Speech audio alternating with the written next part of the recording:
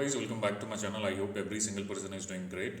As you all know, today is Thursday and the time duration is around 9 a.m. in the morning, and today we are going to talk about the polling process, what is happening in this process. And apart from that, today I'm going to tell you about how to check the appointment genuinity. अगर आपको कोई appointment provide करा तो आप कैसे उसको check कर सकते हैं, उसके बारे में भी आपको इन्फॉर्मेशन वगैरह शेयर कर दूंगा. अपार्ट फ्रॉम दैट, अगर आ जाएंगे तो पीक टाइम में कल स्लॉट्स ओपन हुए या नहीं हुए, that is entirely different thing. आप चेक करते रहो. 3 दिन आपके वेंसडे थर्सडे फ्राइडे पीक है और इसमें स्लॉट्स ओपन हो सकते हैं. कल मेरे को जहाँ तक मेरे को पता है कल स्लॉट्स उतना रिलीज़ नहीं हुए हैं. और if I'll particularly talk about work visa category और अदर कैटेगराइजेशन की बात करूँ तो that is not a big deal. If you are looking for national employment, national visa और other categorisation, there might be possibility कि slots वगैरह release हो सकते हैं उसमें, और कभी नहीं भी होते. पूरे हफ्ते आप पूरा चेक करते रहें. और particularly if I talk about the south student visa slot, तो there might be possibility they are going to open the slots in upcoming year. जो आपका न्यू ईयर के बाद 1 तारीख के बाद आप देखो, और स्लॉट्स वगैरह उसके रिलीज़ हो सकते हैं. And apart from that, if I talk about other things like जो आपका एम्बेसी में ड्रॉ हो रहा, that is I think that is align for 28th of this month, 28 या 27 को. अगर कल हुआ होगा तो आप पे ईमेल आ गया होगा. और मेरे को जहाँ तक मेरे को लगता है कि ये सिस्टम का ग्लिच है. अभी उन लोगों ने पूरा कैंसिल नहीं करा है, और आने वाले टाइम पे there might be possibility they are going to close it. और लोगों को ड्रॉ, जितना मेरे को as far as I know, people are not getting the slots via this draw system anymore. I guess उन लोगों ने अपना जो डेटाबेस है ऑटोमेटेड पूरा होता है, आई थिंक उन लोगों ने अभी क्लोज नहीं किया. That's why you guys are getting the email. और अब देखो क्या होता है इसमें.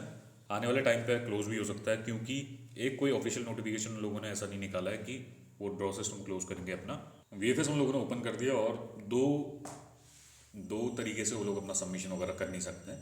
जो एम्बेसी है, एम्बेसी फाइल प्रोसेसिंग के लिए होती है, और जो अपना वर्क आउटसोर्स कर, जो कलेक्शन वगैरह होता है सारा अपॉइंटमेंट का होता है, वो वीएफएस को वो लोग आउटसोर्स करते हैं. So there might be possibility they are going to close this draw system in next year. हो सकता है अगले साल अभी 1 तारीख के बाद नया इम्प्लीमेंटेशन हो, इसको क्लोज कर दें. और ऐसा भी कोई नोटिफिकेशन वगैरह इन लोगों ने निकाला नहीं है. और दिल्ली के लिए अगर आपको बात करूँ तो दिल्ली वाले में इन लोगों ने ऐसा बोला था कि इलेक्ट्रॉनिक ड्रॉ सिस्टम है वो क्लोज कर दिया है. वो अब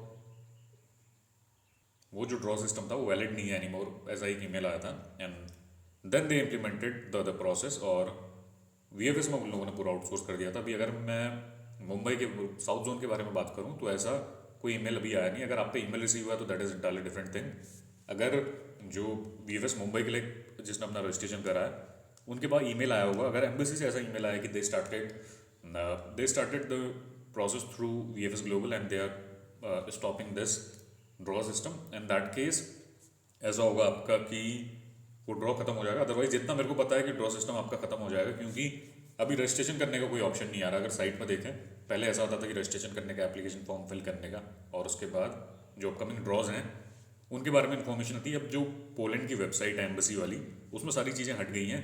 उसमें आपको रजिस्ट्रेशन करने का ऑप्शन नहीं आएगा, उसमें वीज़ा एप्लीकेशन फॉर्म फिल करने का ऑप्शन नहीं आ रहा, और जो ड्रॉज के बारे में इन्फॉर्मेशन थी that is not there. So that means soon they are going to close this process. और क्या पता अभी स्टाफ शॉर्टेज हो, जो नया इम्प्लीमेंटेशन हो आपका पहला नए वाले वीक में वो लोग इम्प्लीमेंट करके then they will close this thing. You are getting the email because जो उनका जो सिस्टम है उसमें डेटाबेस में आपकी इन्फॉर्मेशन वगैरह और ऑटोमेशन पे रन करता है प्रोसेस. तो that's why you guys are getting this email. और अभी मेरे को लगता है आने वाले टाइम तक ये लोग इसको क्लोज कर देंगे, but they have not release any short of notification regarding this. So draw पे उतना रिलाई मत करो आप. अपना जो वीएफएस का जो ग्लोबल सिस्टम है आपका, जिसमें एम्बेसी में आपको स्लॉट्स वगैरह मिलते हैं, go through this VFS system. There might be possibility अगर आने वाले टाइम पे स्लॉट्स रिलीज होते हैं तो आपको स्लॉट्स वगैरह इसमें मिल जाएंगे. और इसके अलावा अगर आपको प्रोसेस के बारे में बताऊँ तो अपॉइंटमेंट के बारे में आपको बात करनी थी. अगर आप अपना अपॉइंटमेंट खुद बुक करते हैं तो वहाँ पर कैसा होता है, एक्टिव एप्लीकेशन के अंदर एक 2 कॉलम में देखो. अगर आप जैसे लॉगिन करोगे उसमें 2 ऑप्शन आते हैं आप पे. एक एक्टिव एप्लीकेशन आता है और दूसरा आपका मैनेज स्टार्ट न्यू बुकिंग का ऑप्शन आता है. अगर आपका कोई एप्लीकेशन आपने फिल करा है और कोई भी कैटेगराइजेशन के अंदर अपॉइंटमेंट बुक करा है तो एक्टिव एप्लीकेशन के अंदर शो करेगा. और अगर आप वहाँ पे चेक करोगे तो आपको पता चल जाएगा आपका किस कैटेगराइजेशन के अंदर अपॉइंटमेंट बुक कर रखा है.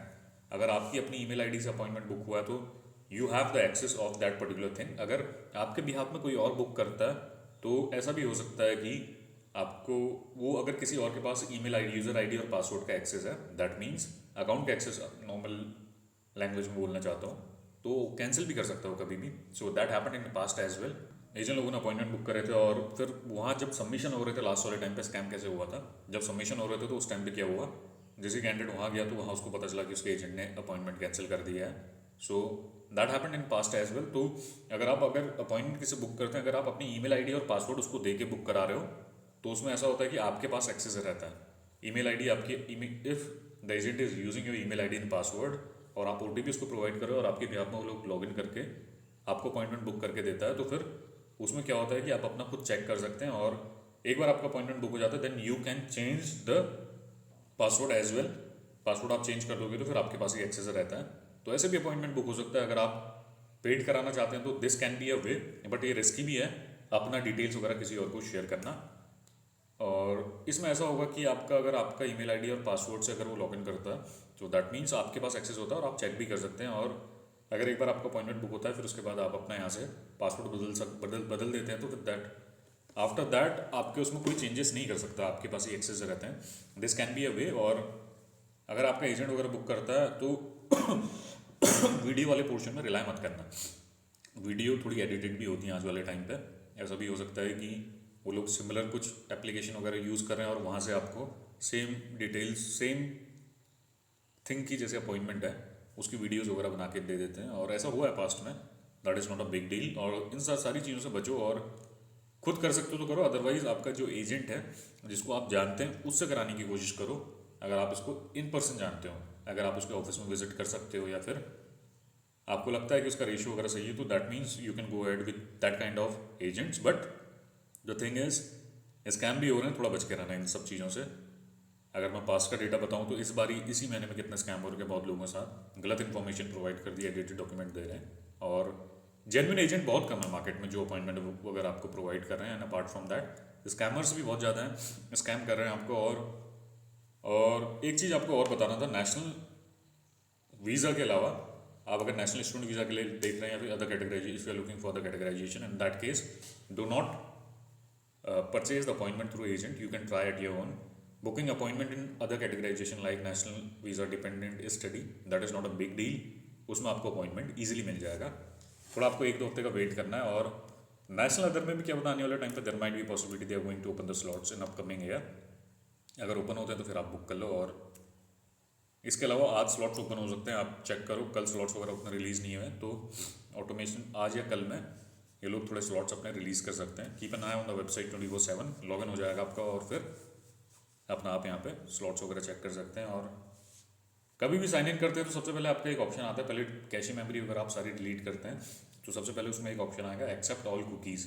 3 ऑप्शन आते हैं, accept all cookies and then reject all cookies. तो उसमें एक्सेप्ट ऑल कुकीज़ करते हैं तो तभी आपका, उसके बाद आपका सेशन एक्टिव हो जाता है, फिर आप लॉगिन करते हैं, then you can check the slots. और उसके बाद जैसे ही आप एक बार अपना अपॉइंटमेंट चेक कर लेते हैं then do one thing, log out the account. Log out कर दोगे आप अपना अकाउंट, उसके बाद क्या करना है आपको, अपनी हिस्ट्री वगैरह सारी डिलीट करनी है।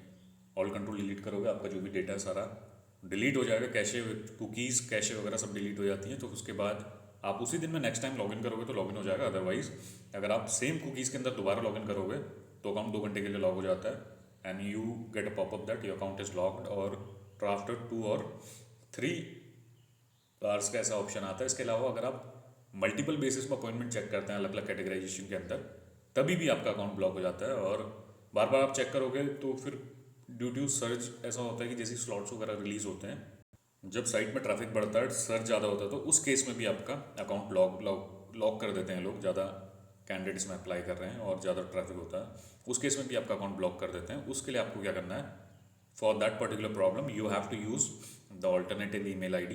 एक ईमेल आईडी आप और यूज़ करो और जो सेम सिस्टम में जिसमें आपका अकाउंट ब्लॉक हो रखा है, do not use that particular system.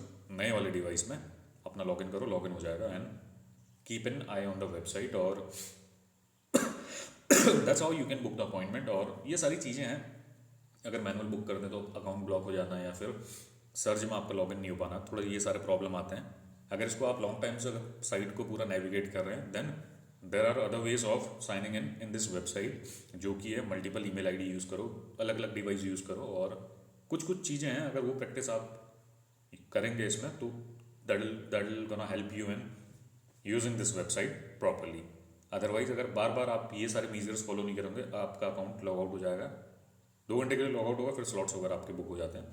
सो ये सारी प्रैक्टिस आप देख लो और उसके बाद लॉग इन करके देखो। मैनुअल मिलता है तो आपको ज़्यादा प्रॉब्लम नहीं होगा। स्टूडेंट वीज़ा वालों को मैं कहना चाहता हूँ अभी आप थोड़ा वेट कर लो, wait for the next week. 1-2 week के अंदर आप देखो साउथ वालों, specially I am talking about the south people, they are not getting the appointment on study visa, because जैसे हम लॉग इन करते हैं तो नॉर्थ के सेंटर दिखा रहे हैं, उसमें साउथ का नहीं दिखा रहा। तो there might be possibility they are going to open the slots in upcoming year.